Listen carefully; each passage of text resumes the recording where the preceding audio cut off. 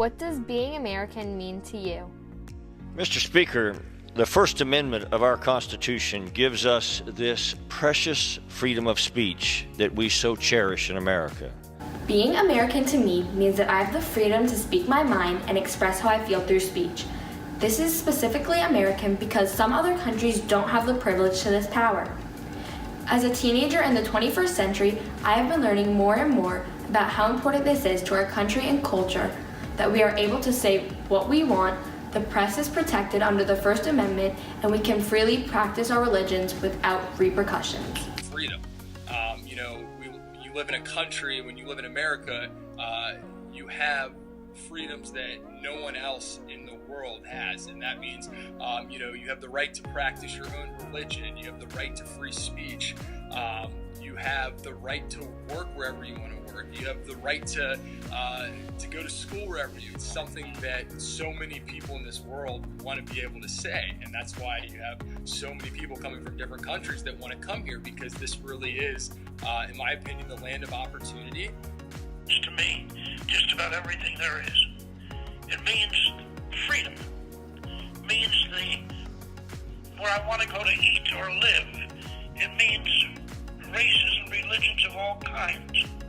It means being able to choose our own politicians and the people that guide the country, good or bad.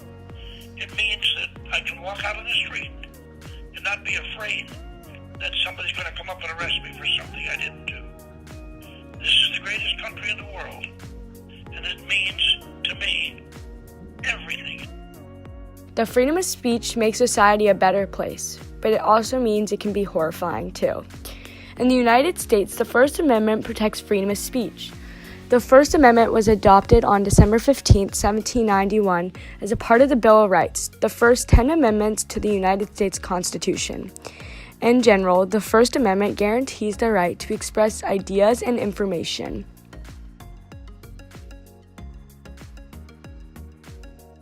With one unified voice, we condemn the historic evil of anti-Semitism and every other form of evil. And unfortunately, evil comes in many forms. And we come together as one American people. A person may have to suffer consequences for saying some things, but they still have the right to say them. Sometimes it can be good or bad to stand up, but either way, it will make an impact on the country and a difference in the world. How is the First Amendment upheld or challenged in America? Well, we have a court system. We have checks and balances. We have something called judicial review. And that's one of the beauties of America too, because we don't always get it right.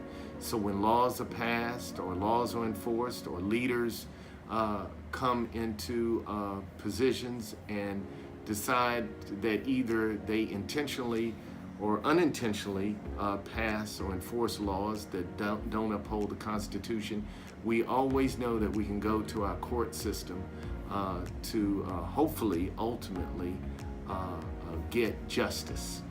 And so we have a system that allows us to not only challenge unjust laws and unjust application of laws, but we also have the right to appeal within that court system. Colin Kaepernick is widely known for his protests of kneeling during the national anthem during football games. Because of this protest, Colin Kaepernick has gotten the media's attention through campaigns and ads. His protest all started because he wanted to promote the Black Lives Matter campaign, among others. Realize what's really going on in this country. There are a lot of things that are going on that are unjust, people aren't being held accountable for, and that's something that needs to change. But it isn't. If you don't like this country, then you get the heck out of it. And kneeling is a disrespect to the entire system that this country was built on, that this country stands for, that this country will forever stand and shine. But when you start letting people do this, then you're going to have anarchy and